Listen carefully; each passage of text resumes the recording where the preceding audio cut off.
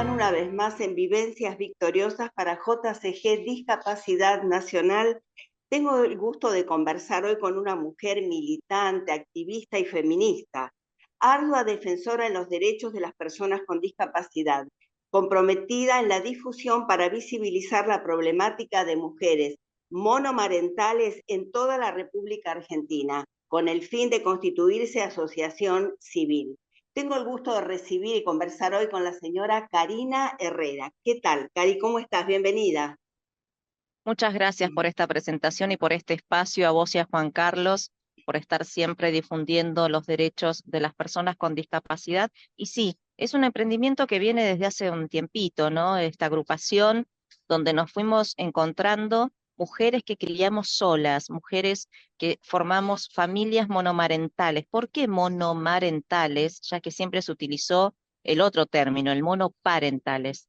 Porque nos dimos cuenta que somos un 90% aproximadamente, entre un 80 y un 90% de mujeres, de mamás que estamos solas como jefas de hogar tratando de sacar adelante esta familia.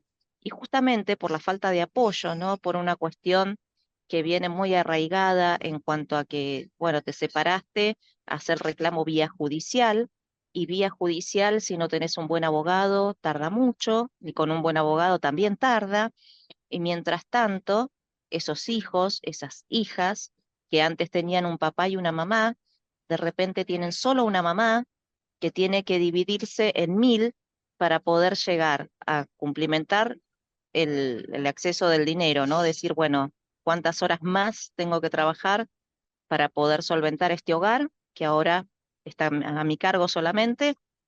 Y lo que implica pagar las tareas de cuidado, porque ahí nos damos cuenta el valor económico que tiene cada hora de cuidado cuando nosotras nos ausentamos del hogar.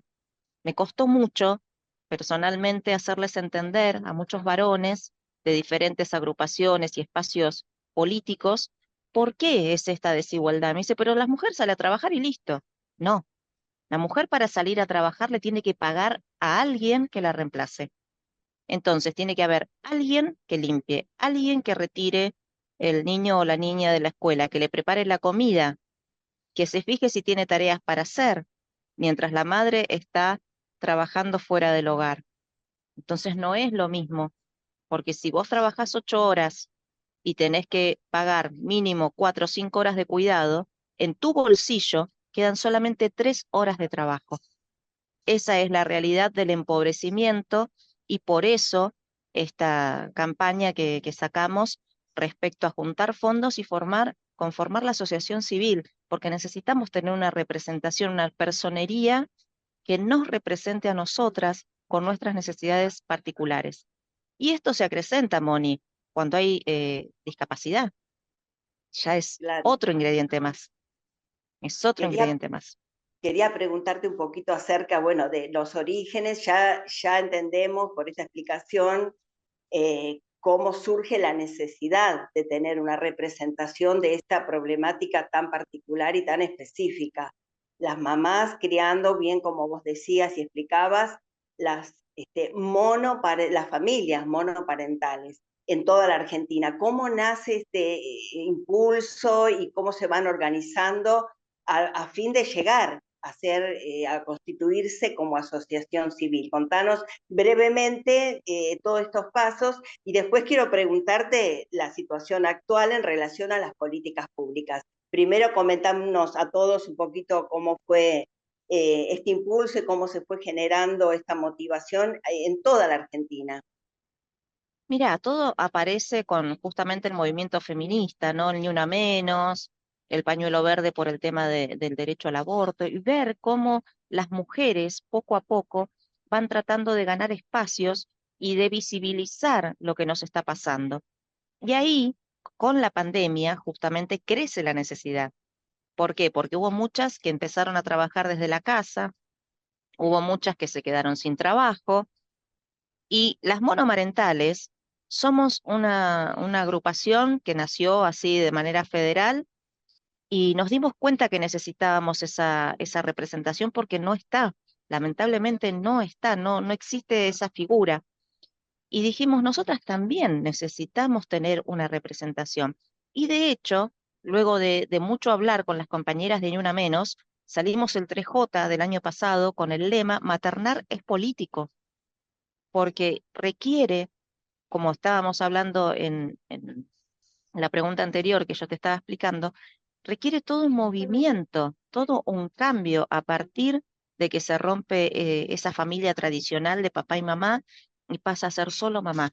Mamá para todo, mamá para la escuela, mamá para el trabajo, mamá para la casa, mamá para los gastos, mamá para estar pendiente de lo que pasa en el Poder Judicial, un Poder Judicial que nos maltrata terriblemente. O sea, es algo que no tenemos manera todavía de conseguir que se nos respete. O sea, parece que, lamentablemente, ¿no? Yo suelo decirles, normalmente todos nacemos de una mujer, pero la falta de respeto que recibimos de parte del Poder Judicial patriarcal que tenemos es insostenible, incluso de las propias pares, incluso de juezas y de fiscales y de defensoras, que vos decís, ¿cómo no tenés un poquito de sororidad, un poco de empatía con la situación? Y como te decía, en temas de discapacidad, por ejemplo, hay un gran estado de indefensión. ¿Por qué? Porque la mayoría de las veces el titular de la obra social es el progenitor, que se va de la casa, que se desentiende, muchos casos de violencia, entonces no tenés manera de tener contacto. Y en el medio queda como rehén ese hijo, esa hija o esos hijos que necesitan las terapias, que necesitan medicación o que necesitan tratamientos médicos a cargo de esa obra social, que como el titular no hace nada, la obra social tampoco. Y vos te encontrás en ese mar de cuestiones que no podés resolver sin la firma del titular. Y hay criaturas de por medio que necesitan el acceso a la educación y a la salud. Totalmente desprotegidos, imagino, por este cuadro que vos estás presentando. Y además son diversos también las situaciones y los motivos por los cuales una mamá asume la crianza de su o sus hijos. Eh, Diversas, ¿no? Como bien vos decías, algunas marcadas por violencia familiar, por desentendimiento. A veces ya desde la concepción, la persona, digamos el masculino, el progenitor no quiere asumir y la mamá en ese caso particular, asume el deseo y quiere concretar ser mamá. Es decir, son tan variadas las situaciones que llevan a una mujer a afrontar esta situación de criar, educar, cuidar todo lo que representa maternar, como bien vos nos explicabas. Y en relación a las políticas públicas, si bien entiendo este maltrato que hay venimos de siglos de patriarcado, donde todavía cuesta que esas cabezas sean un poco más flexibles en entender estas situaciones tan particulares, y más si hay personas o niños o jóvenes o adolescentes con discapacidad. En relación a las políticas públicas, ¿hay algún recurso al cual ustedes pueden ampararse, alguna propuesta? Lamentablemente no.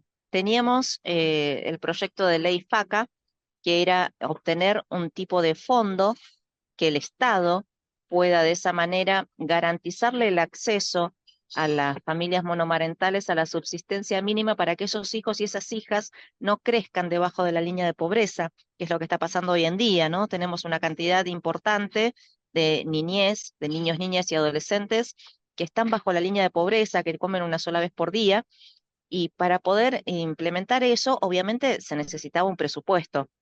Eso quedó archivado, quedó totalmente en el olvido.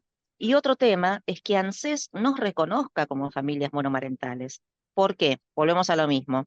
El titular es el progenitor que se va del domicilio y se desentiende de los hijos y de las hijas. Entonces te dicen, bueno, hacer el embargo para cobrar el SUAF, el salario familiar que correspondía por recibo de sueldo. Vos le haces ese embargo y es un porcentaje mínimo porque en la medida que él gana más, vos cobras menos. Y otro tema, cuando se pasan del tope, vos ya no lo cobrás. Tus hijos, al tener un progenitor con ingresos medianamente altos, no tienen acceso a la asignación universal por hijo, a la UH. Tengan o no tengan discapacidad, no tienen acceso.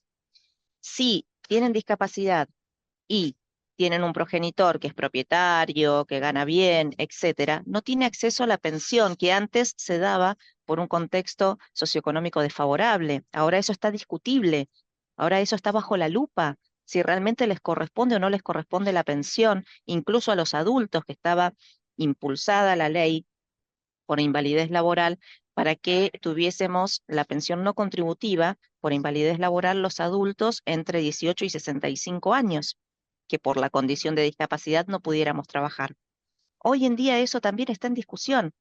Entonces, nosotros nos preguntamos, ¿no? Desde las políticas públicas, ¿por qué nuestros diferentes representantes y a lo largo de los años, recordemos que la primera ley es de 1981, ¿sí? La 22.431, si mal no recuerdo, es de la época de la dictadura, que era para protección de los derechos de las personas con discapacidad, la primera, bajo un modelo donde la persona con discapacidad era un enfermo que obviamente necesitaba estar medicado en el cuartito del fondo y que no moleste.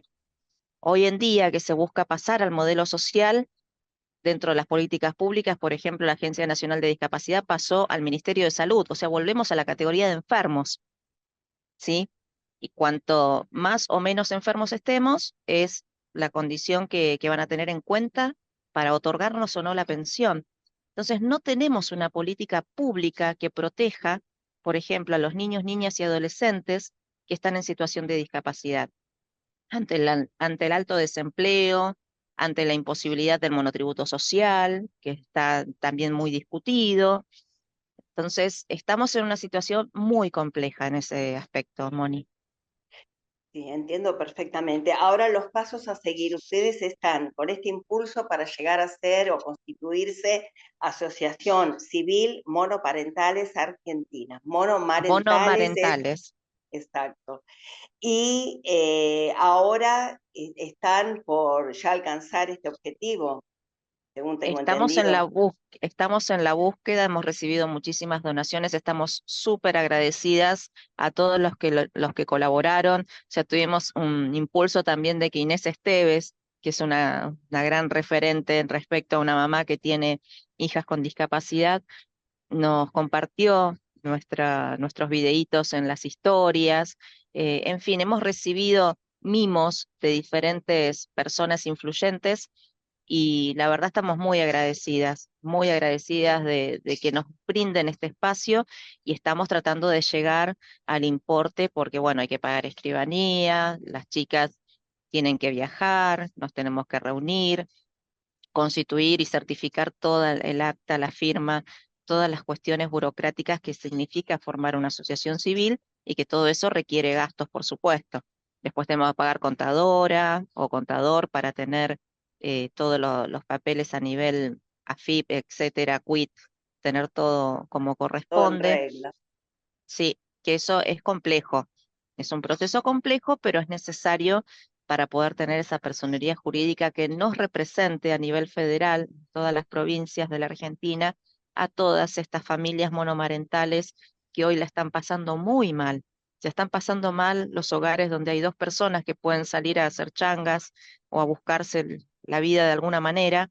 Imagínate donde hay solo una mamá y ni hablar si esa mamá además tiene hijos o hijas con discapacidad, porque todo eso Sí. se acrecenta.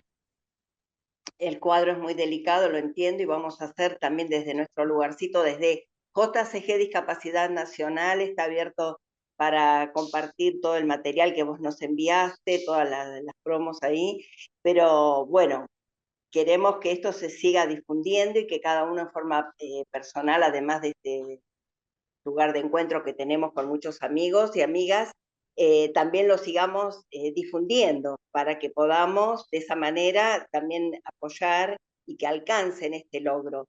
Vos sabés que nosotros estamos sumamente agradecidos de tenerte este ratito, que nos expliques, nos comentes, y quiero enviarte un saludo muy especial de nuestro productor y director, el señor Juan Carlos Gallarín, y de todos quienes hacemos JCG Discapacidad Nacional. Así que te envío un abrazo, un beso y te agradezco muchísimo este tiempo. Vamos a estar difundiendo y comprometiéndonos con esta causa. Y también comentarle a todos nuestros amigos que también nos encuentran en YouTube, donde vamos a estar compartiendo este material y todo lo que vamos eh, compartiendo en la página, en nuestro espacio JCG Discapacidad Nacional, en YouTube, donde pueden suscribirse, poner me gusta y compartir esos videos para la difusión. Y también nos pueden encontrar en TikTok e Instagram. Así que ahí va a estar también el video. Te agradezco muchísimo y será hasta la próxima. Gracias, Karina Herrera. Gracias a ustedes, mi cariño en especial a Juan Carlos Gallarín por estar siempre apoyando los temas de inclusión. Y bueno, gracias a todo el equipo y a vos, Moni, un abrazo y un beso enorme.